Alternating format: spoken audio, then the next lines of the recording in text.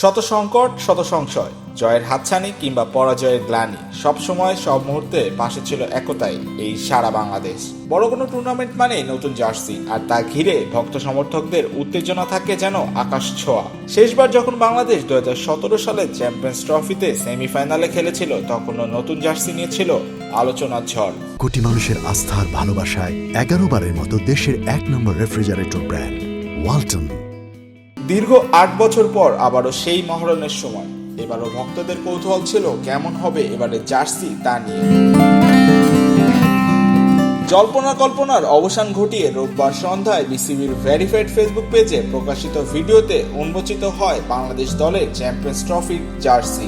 এবারও লাল সবুজের পতাকা হাতে বিশ্বমঞ্চে নামছে বাঘেরা।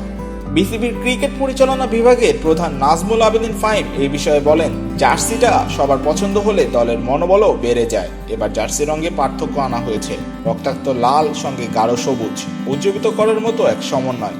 জার্সির নিচের অংশে সোনালী রঙে বাঘের মুখের অবয়ব, এমন প্রতিচ্ছবি ফুটে উঠেছে আত্মবিশ্বাস, শক্তি ও নির্ভরতার।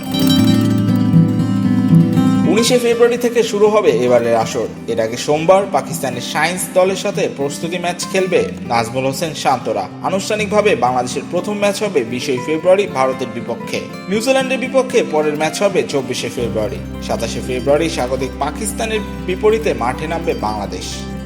এম মাইহুজ্জামান, মানবজমিন।